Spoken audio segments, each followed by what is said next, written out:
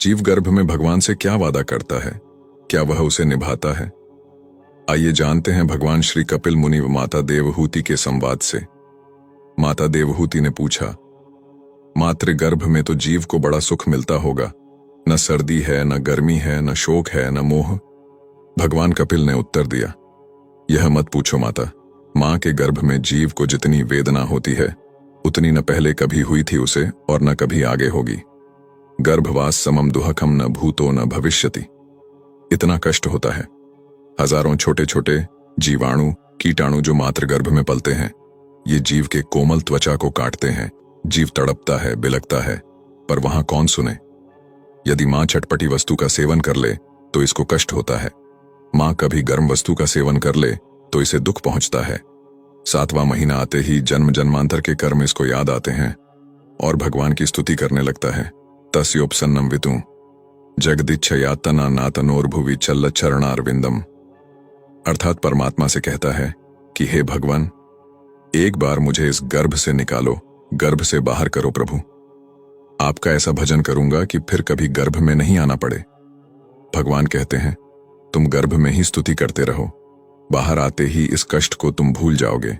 जीव कहता है, सत्य कहता हूं, एक बार गर्भ से बाहर निकाल कर देखो, मैं तुम्हें कभी नहीं भूलूंगा।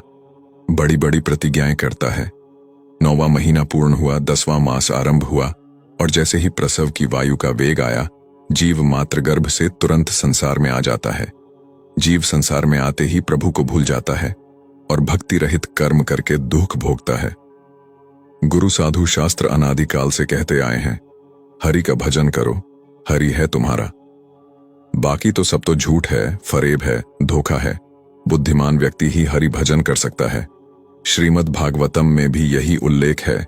जीव को मात्र गर्भ में इतना पीड़ा होता है कि वह भगवान को स्मरण करने लगता है। सोचिए कि हमें कोई अगर बंद कोठरी के अंदर 1 महीने के लिए रखेगा तो क्या होगा? हमारा शरीर अनित्य है, पर अंदर जो जीवात्मा है वह कभी नहीं मरता है। क्योंकि जीवात्मा भगवान का अंश है, इसलिए वह भगवान को हर समय स्मरण करता है। परंतु इसे कोई भौतिक शरीर मिलता है और कोई ऐसी जगत में जन्म होता है तो उस जगत के वैष्णवी माया शक्ति के प्रभाव से वो भगवान को भूलकर उनके माया जगत में आसक्त हो जाता है। ऐसे ही जब जीवात्मा मात्र गर्भ में होता है तो वह भगवान को स्मरण करता है। फिर जब वो गर्भ से निकलकर संसार में आते ही उसका कष्ट कम हो जाता है। जीवन का उद्देश्य भूलकर समय को व्यर्थ किए जा रहे हैं। हमें समझना होगा कि जीवन प्राप्त क्यों हुआ है। यदि समय रहते समझ जाएंगे तो उचित ही है, नहीं तो इसी धरा पर प्रेत बनकर घूमना होता है। फिर भटकते रहते हैं और जीवित परिवार के सदस्यों से उम्मीद रखते हैं कि मृत्यु उपरांत वो हमें समय समय पर भोग तर्पण आदि द्वारा देंगे। लेकिन आज समय बदल गया है। आज का मनुष्य तो जीवित माता पिता को सही से नहीं रखता है, मरने के बाद तो कहां से कुछ करेंगे। इसलिए हमें अपनी यात्रा को इस प्रकार बढ़ा देना चाहिए ताकि मरने के बाद भी किसी की सहायता की आवश्यकता ना पड़े।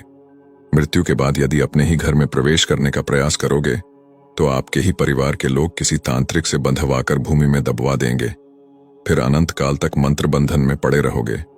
धन के साथ वो कर्म धन भी अर्जित करे जो मृत्यु के बाद काम आने वाले हैं। मृत्यु के बाद भी जीवन होता है, इसे कोई नकार नहीं सकता। भागवत गीता में भी प्रेतों का वर्णन है।